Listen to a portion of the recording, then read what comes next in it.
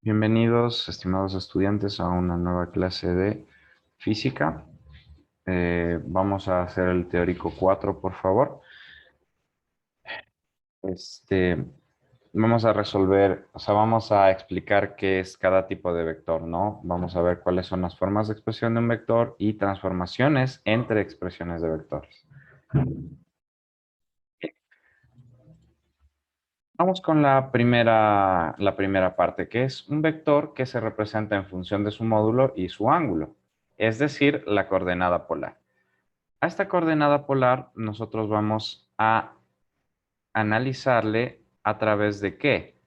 De que se va a representar como un par ordenado en donde R representa el módulo del vector y donde θ representa el ángulo medido desde el eje de las X positiva o desde el eje polar hasta el radio vector en sentido antihorario. ¿Ok? Bien. Como pueden ver acá, tenemos un vector que está en el tercer cuadrante. R representa el módulo del vector A y el ángulo θ representa, o θ, representa el ángulo medido desde el eje de las X positivos hasta que toque el vector. ¿Cuál es el objetivo de esta clase? Que usted reconozca los tipos de vectores que hay, los polares, geográficos, rectangulares, vector base, en función del módulo y unitario, y que según les den a ustedes un tipo de vector, usted puede transformarlo a los otros tipos de vectores. En este primer caso nos dan un vector de forma polar, una coordenada polar. Ya que sabemos que esto es una coordenada polar, fíjese, el vector A tiene 8 metros, este es el módulo, y 125 grados, ese es el ángulo que tiene hasta el vector. Nos pide que encontremos las coordenadas rectangulares. No se olviden, por favor, que para transformar a coordenadas rectangulares nosotros necesitamos graficar el vector y formar rectángulos. Ahí está el vector dibujado, está en el segundo cuadrante, perdón, porque tiene 125 grados y el módulo de 8 metros, y ahí se forman los rectángulos que ustedes ven. Aquí cabe recordar, por favor, que cada cuadrante tiene 90 grados. Esto tiene 90 grados, esto tiene 90 grados, esto tiene 90 grados y esto tiene 90 grados. ¿Qué quiere decir esto? Que si es que yo me traspaso, si yo tengo un vector por aquí, va a cumplir con los 90 primeros grados y va a tener un ángulo que sea menor de 90 grados, que pues para este caso será el ángulo que se mida, ¿no? Pero va a ser menor de 90 grados. Pero ya va a tener más de 90 grados solamente por estar en el segundo cuadrante. ¿Es agua hervida? Ah, ahí. Listo. Ahora, ¿qué es lo que vamos a hacer? Lo que vamos a hacer es, como ya tengo la coordenada polar, tenemos que transformar la coordenada rectangular. La coordenada rectangular pues ocupará un cateto AX y ocupará un cateto AI. Eso depende del rectángulo que yo tome, sí, del triángulo rectángulo, perdón, que yo tome para poder hacer el análisis. Fijémonos, para encontrar a X yo puedo utilizar quizá este triángulo de acá, que lo estoy pintando de color azul, este triángulo de acá. Capaz me resulta más fácil. ¿Por qué digo que me va a resultar un poquito más fácil? Porque solamente tendría que encontrar el ángulo. No conozco a X, no conozco a X, que por cierto está en el eje de las X negativas, así que va a ser negativo. No conozco a Y. Conozco el módulo sí que conozco, esto sí que lo conozco, pero necesitamos encontrar este ángulo de acá. ¿Cuánto es este ángulo? Si usted dice 125 estaría mal, porque 125 es de aquí a acá. Ahora, si usted me dice que este ángulo de acá es un ángulo recto, hasta aquí nomás, que mide 90 grados, yo lo aplaudo, le digo, sí, claro. Entonces la pregunta sería, ¿cuánto le falta al 90 para convertirse en 125 grados? Puede contar con los deditos, pero de una vez le aviso que faltan 35 grados. Ah, o sea, me estás diciendo, Esteban, que este ángulo son 35 grados. Efectivamente, ese ángulo pequeñito de acá son 35 grados, que si usted le suma esos 35 más los 90 de acá, van a dar los 125 grados, que es el ángulo polar. Entonces, ahora que ya conocemos que estos son 35 grados, yo puedo usar esa información a placer para poder encontrar las componentes rectangulares del vector. Bien, ¿cuáles son las componentes rectangulares del vector? La componente AX primero, por ejemplo. ¿Qué podríamos usar para encontrar la componente AX, que es esto de acá? Usted diría, bueno, Esteban, podríamos utilizar funciones trigonométricas, ¿verdad? Y yo le diría, sí, ¿y por qué no teorema de Pitágoras? No, porque no conozco este cateto y no conozco este cateto. Entonces, el teorema de Pitágoras se basa en conocer dos catetos. Como no conozco los dos, pues entonces voy a recurrir a las funciones trigonométricas. ¿A la función de qué? El seno de 35 grados, porque el seno de 35 grados es cateto opuesto sobre hipotenusa. Hipotenusa sí la conozco. Vamos a ponerlo por acá. El seno de 35 grados es igual al cateto opuesto, que es AX, sobre la hipotenusa, que es 8 metros. Permítame un segundito que ponga a cargar la digitalizadora. Se está escribiendo raro. Ok, ahí sí. Entonces, como les decía, el seno de 35 grados es el cateto opuesto. ¿A dónde te fuiste? Aquí está. Cateto opuesto, el opuesto es AX, sobre la hipotenusa, que son 8 metros. Si seguimos por acá, por favor, despejando a X. Si despejamos a X, ¿a qué va a ser igual a X? A X va a ser igual. Estos 8 metros que están dividiendo pasan a multiplicar. Entonces, esto sería 8 metros por el seno de 35 grados. Finalmente, AX se va a convertir en un dato. Si ponemos esto en la calculadora, 8 por el seno de 35, esto va a ser igual a 4.59. 4.59 metros. Y ya hemos encontrado a X. Fíjense qué fácil. Ahora vamos a encontrar a Y. ¿Qué usamos para encontrar ahí? Si para encontrar a X usamos seno, ¿qué tal si usamos coseno para encontrar ahí? ¿Tendría lógica? Claro, porque el coseno es el cateto adyacente dividido la hipotenusa. Entonces, el coseno de 35 grados va a ser igual al cateto adyacente, que es ahí, sobre la hipotenusa, que son 8 metros. 8 metros.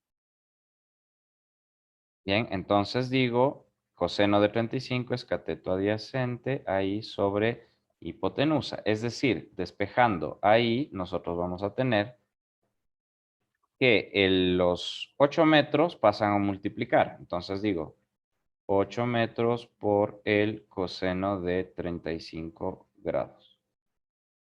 Despejando finalmente ahí, que ya se convertiría en dato, por eso lo ponemos con negro, ponemos 8 por el coseno de 35 grados. 8 por el coseno de 35 grados son 6.55.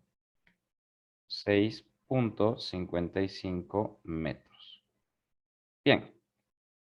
Ahora usted dirá, perfecto, ya puedo expresar mi coordenada rectangular, perdón, mi vector que estaba en coordenadas polares, lo voy a poder expresar en coordenadas rectangulares.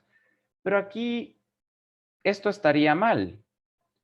Usted me diría, pero ¿por qué? Si lo acabamos de hacer con todo el proceso. Y sí, ¿se acuerda que al principio yo le dije que la componente AX no estaba a la derecha del origen, donde las X son positivas, sino que está a la izquierda del origen, donde las X son negativas? Entonces, lo que nosotros debemos hacer es rectificar esto y decir AX en realidad es menos 4.59 metros. Eso sí. ¿Ok? Bien, entonces ahí sí. Menos 4.59 y 6.55. Pero ya está la respuesta. Esa es la respuesta final. La respuesta es no. ¿Sí? La respuesta es no. No es la respuesta final. ¿Por qué? Porque con esos datos que yo tengo de que AX es menos 4.59 metros y que ahí es 6.55 metros, La y es positiva porque está en el eje positivo de la y. Si estuviera por acá sería negativo.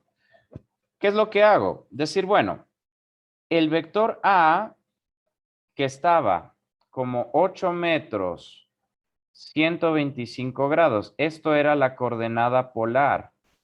Lo acabo de representar ahora este mismo vector A, pero en forma de la coordenada rectangular. Menos 4.59, punto y coma, 6.55 afuera metros. Esta sí es la coordenada rectangular. Fíjese entonces, hemos pasado de coordenada polar a coordenada rectangular. Esta es, Dios, esta es la respuesta. Esta es la respuesta. Hemos transformado de coordenada polar a coordenada rectangular. Bien, borramos. No se preocupen que todo esto está escrito igual, mejor. Vamos con el siguiente literal. Ahora, ¿qué nos dice? Ya que tenemos la coordenada polar, por favor, transfórmala en coordenada geográfica. Muy fácil, muy sencillo. ¿Por qué? Porque de coordenada polar a coordenada geográfica está nada más para encontrar este ángulo phi, que es el rumbo. El rumbo va a ser el ángulo formado entre el norte o el sur con el radio vector. Bien, nos dice, necesitamos conocer el ángulo phi. ¿Conocemos el ángulo phi o no? No, o sí, más bien dicho. ¿Se acuerdan cuánto era este ángulo? Ya lo habíamos hallado. Phi era 35 grados. Phi era 35 grados.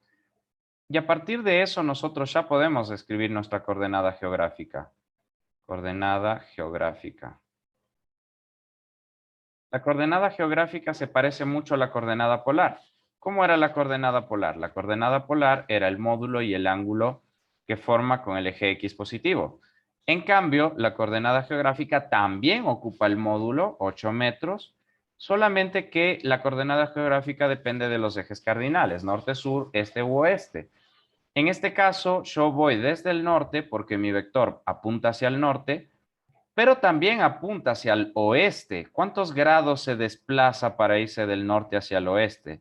Se desplaza 35 grados. Entonces, norte, 35 grados, oeste, y ahí estaría la respuesta de este ejercicio.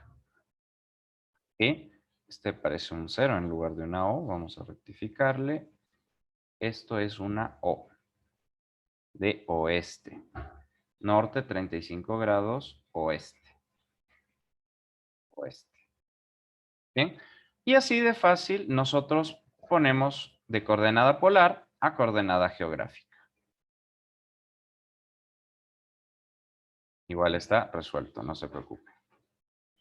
En el literal C que nos pide, conocidas las coordenadas rectangulares X e Y, expresamos el vector en función de los vectores base. Bien, no se olvide, por favor, que para nosotros representar un vector en función de sus vectores base, primero necesitamos la coordenada rectangular. Entonces, primero preguntamos, ¿tenemos la coordenada rectangular? ¿Tenemos la coordenada rectangular? La respuesta es sí, claro, claro que tenemos la coordenada rectangular. ¿Por qué? Porque el vector B es igual a menos 4.59, punto y coma, 6.55 metros. ¿Tenemos la coordenada rectangular? Sí. Si es que sí tengo la coordenada rectangular, es fácil expresarlo en las coordenadas en función de su vector base. Usted dirá, ¿por qué dices que es sencillo? Porque es el mismo vector B. Usted se va a fijar que es menos 4.59 mismo, que es 6.55 mismo metros, pero para representar en función de los vectores base, lo único que tengo que hacer es añadir el vector base y tengo que añadir el vector base J. Fíjese cómo es igual la coordenada rectangular que el vector base. ¿Qué es lo que les diferencia? La Y a la componente en X, la J en la componente Y en Y, y revisar el signo de la componente en J para ponerle su respectivo signo. Y ahí estaría ya resuelto este literal que nos pidió encontrar los vectores, representar el vector en función de sus vectores base, que es lo único que hicimos, aumentarle la Y y aumentarle la J. Vamos. Igual aquí está resuelto.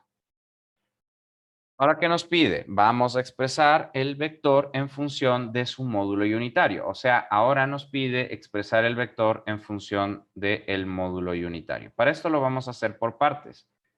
¿Por qué por partes? Porque lo primero que necesitamos saber es saber si tengo yo el módulo. ¿Tenemos el módulo del vector? Sí, es 8 metros.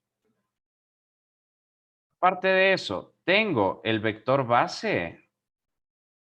¿Tengo el vector base?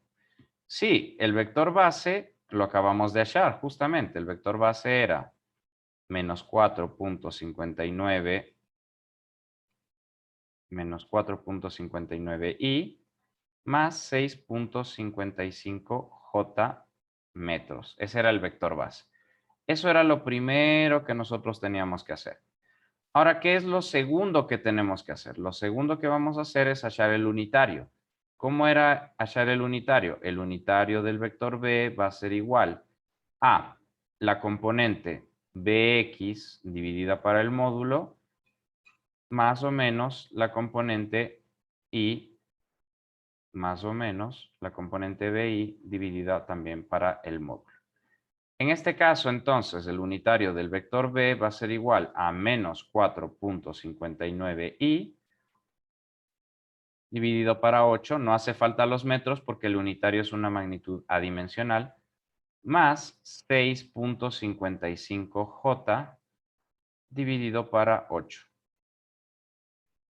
Una vez que hacemos esto, decimos que el unitario del vector b, ponemos menos 4.59 dividido para 8, eso nos da un total de menos 0.573, menos 0.573 y ahora vamos a dividir 6.55 para 8.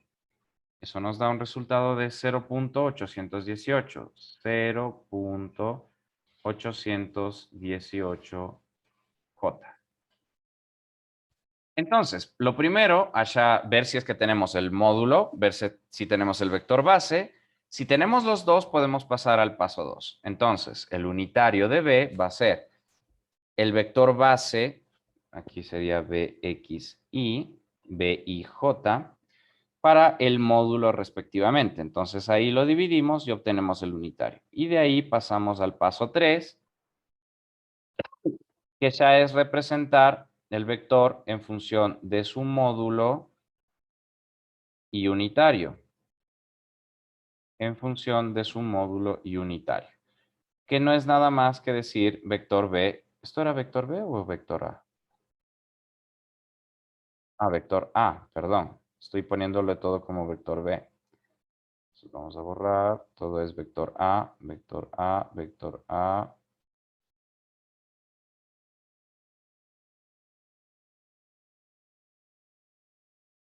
Entonces, perdón, sí, como les decía, es el vector A, el unitario de A, la componente del vector A en X, la componente del vector A en Y, el módulo de A, el unitario de A, el unitario de A. Bien, entonces, el vector A va a ser representado en función de su módulo. ¿Cuánto es el módulo? 8 metros. Y por el unitario. ¿Cuánto es el unitario? Menos 0.573 en Y. Y más 0.818 J. Y estaría listo este literal. ¿Qué nos pedía en este literal? Representar al vector A en función de su módulo y de su unitario. Y ahí estaría resuelto. Entonces, lo primero, verificar si tengo el módulo, si tengo el vector base. Después, encontrar el unitario, que es la componente en Y del vector, dividido para su módulo, más o menos el vector, la componente J, dividido para el módulo. Encontramos el unitario y representamos el vector en función de su módulo y unitario. Una vez más les digo, está resuelto esto aquí igual.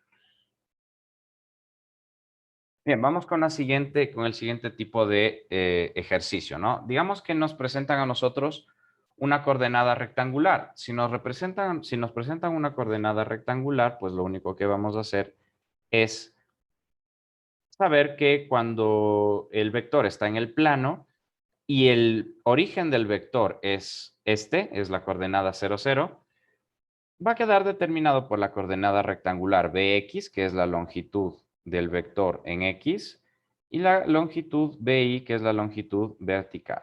¿Ok? Componente BY, componente Bx. Permítanme un segundito, por favor.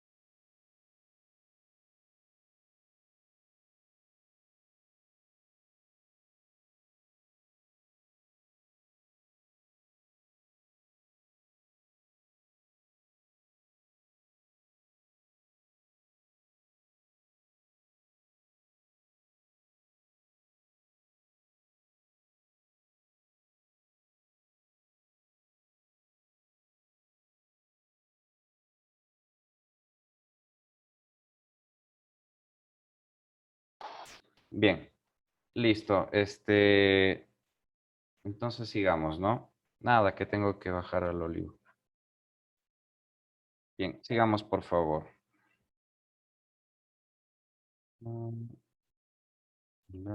¿Qué hora sería? A las...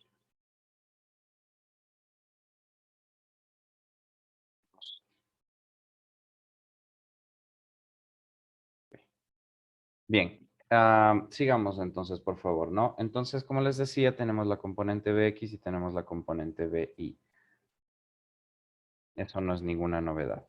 Bien, vamos a tener un ejemplo. Nos dan la coordenada rectangular. ¿Cómo sé que es rectangular? Porque me da la componente en X, me da la componente en Y. Menos 4 y menos 8 y la unidad es metros sobre segundo, que es de una velocidad. Ya que sabemos que esto es una coordenada rectangular, ahora vamos a expresarla en función de los vectores base. Esto es muy fácil. Esto es muy fácil. ¿Por qué digo que esto es fácil? Porque si yo sé la coordenada rectangular, voy a ponerla acá, coordenada rectangular. La coordenada rectangular es vector B es igual a menos 4, punto y coma, menos 8 metros sobre segundo. La coordenada en función de los vectores base es facilísima. ¿Por qué? Porque como les había dicho, lo único que nosotros hacemos es poner la i, el signo de la segunda componente, que es menos 8j y menos metros por segundo. Aquí ya estaría contestado este literal. Transformar de coordenada rectangular, ¿sí? Transformar de coordenada rectangular a vector base. A vector base, ¿de acuerdo? Solamente aumentamos la i y la j. Como pueden ver, ahí está la resolución. Bien, conocidas las componentes rectangulares que nosotros tenemos ahí, ¿sí? Conocidas estas componentes rectangulares que son menos 4 y menos 8, aquí hay que aumentarle el menos, quiere que transformemos a coordenadas polares, pero no se olvide, por favor, que para transformar a coordenadas polares es muy prudente graficar. Aquí está graficado. Menos 4, no se olvide que el eje negativo de las X es hacia la izquierda del origen, menos 4, esto de acá mide menos 4, y bajamos menos 8, o sea, esto de acá mide menos 8. Esta componente del rectángulo, del triángulo rectángulo es menos 8 y esta componente es menos 4. No me voy a olvidar tampoco, por favor, de que para transformar a una coordenada polar yo necesito partir del eje positivo de las X y avanzar hasta el radio vector, todo este ángulo. Ustedes tienen ahí un ángulo muy conocido. Este ángulo conocido es el ángulo llano. El ángulo llano es ese ángulo que parte desde acá y llega y se da media vueltita nada más. Como se da media vueltita nada más, este ángulo llano mide 180 grados. Pero yo no estoy buscando el ángulo llano, sino que estoy buscando el ángulo hasta que llegue al vector. Entonces me falta este ángulo con azulito. Este ángulo con azulito es el que el libro lo ha decidido llamar el ángulo teta 1. Ese ángulo es el ángulo desconocido para saber el ángulo total.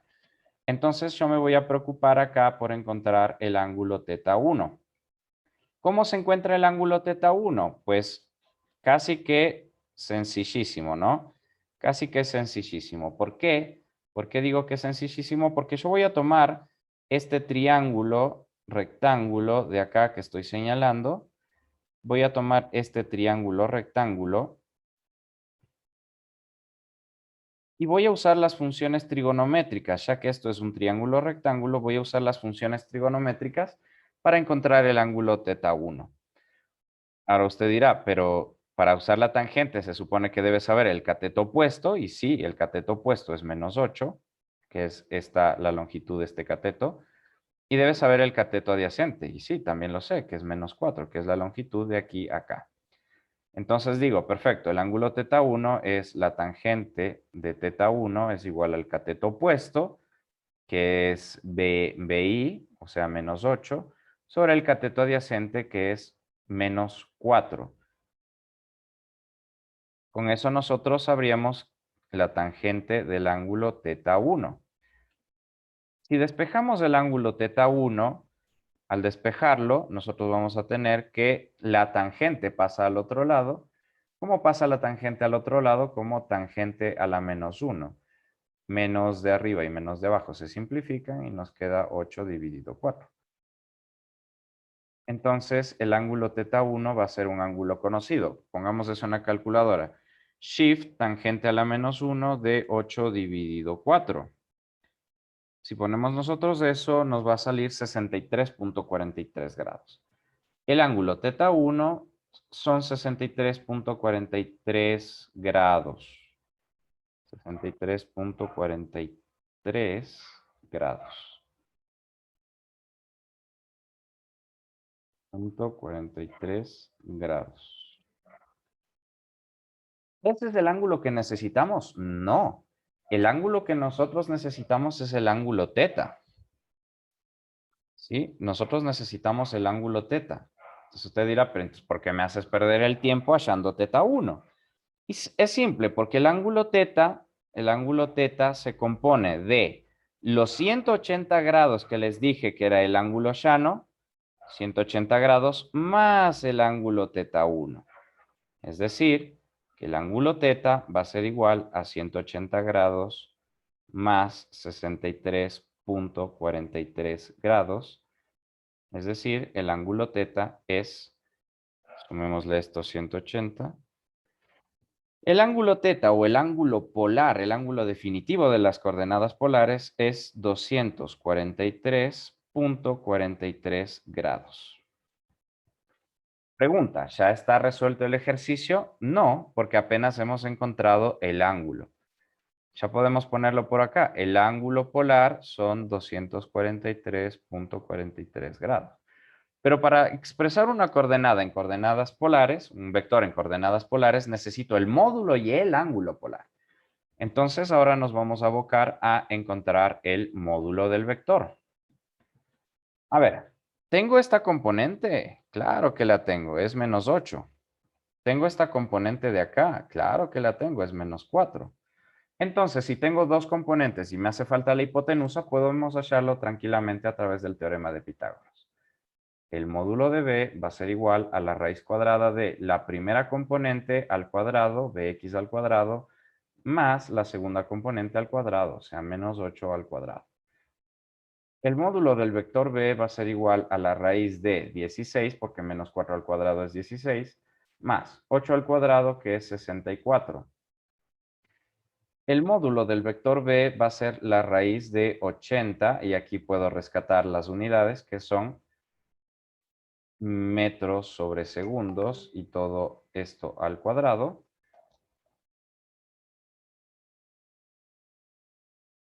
¿Sí? Entonces, el módulo del vector b va a ser igual. ¿Cuánto es la raíz de 80? La raíz de 80 son 8.94. Entonces, 8.94 metros sobre segundos. Y una vez que hemos encontrado el módulo, ya podríamos nosotros hablar de representar la coordenada polar de este ejercicio. ¿Cómo se representa la coordenada polar? Pues pongo el vector b va a ser igual al módulo, que es 8.94 metros sobre segundos, punto y coma, el ángulo polar. ¿Cuánto era el ángulo polar? 243.43 grados. Y ya hemos transformado de coordenadas rectangulares a coordenadas polares.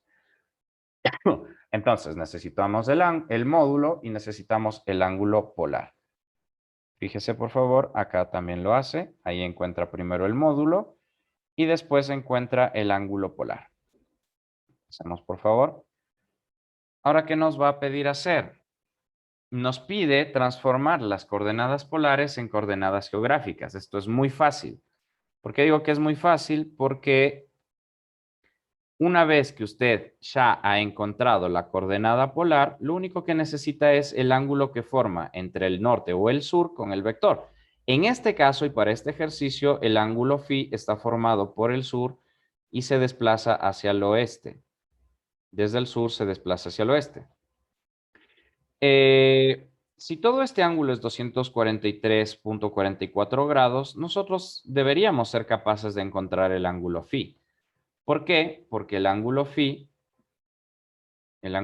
o el rumbo, si todo esto mide 270 grados, lo único que necesitaríamos hacer es restar 270 grados menos 243 para encontrar el ángulo phi. ¿De acuerdo? O si quiere también los 63 menos 40.43 grados, restarle de 90, que queda igual, ¿no? De hecho, yo lo voy a hacer así. Yo sé que 63.43 grados más el ángulo phi nos daría 90 grados. Ahora, generalmente yo a las incógnitas les pongo con rojo. Así que vamos a poner con rojo al ángulo phi. Bien, si despejáramos el ángulo phi, entonces vamos a poner por acá el ángulo phi va a ser igual a 90 menos 63.43. 90 grados menos 63.43 grados. No se olvide, por favor, que estos de acá eran los 63.43 grados. Este ángulo de acá. Por eso 90 menos 63.43 me va a dar el ángulo phi. Entonces, el ángulo phi va a ser 90 menos 63.43, es decir, 26.57. El ángulo phi es 26.57 grados. Entonces, ya que tengo esto, ya puedo expresar mi coordenada geográfica. Mi coordenada geográfica es facilísima, sencillísima, porque el vector b va a ser el módulo, o sea, los 8.94 metros sobre segundos que nosotros ya habíamos hallado, punto y coma. ¿Desde dónde sale el vector? Sale desde el sur, sale desde el sur, sale desde el sur y se traslada los 26.57 grados hacia el oeste. Y ahí estaría resuelto mi literal, ¿no? Que me pide transformar de coordenada polar a coordenada geográfica. Y está listo, ¿no? Igual, aquí está resuelto. Y por último, pero no menos importante, nos pide expresar el vector en función de su módulo unitario. Bien, primero,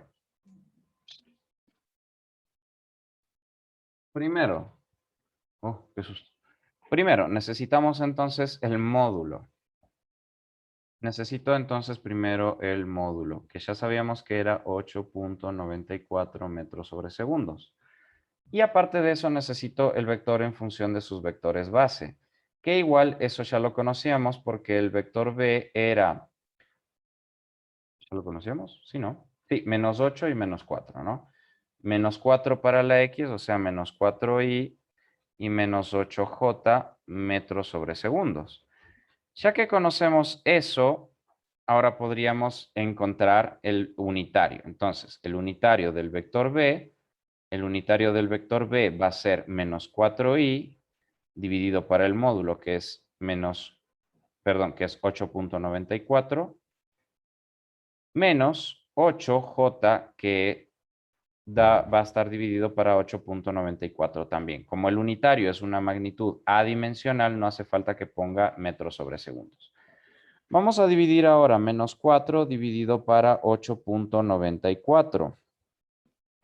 Lo que nos da 0.447 menos 0.447 en i y menos 8 dividido para 8.94.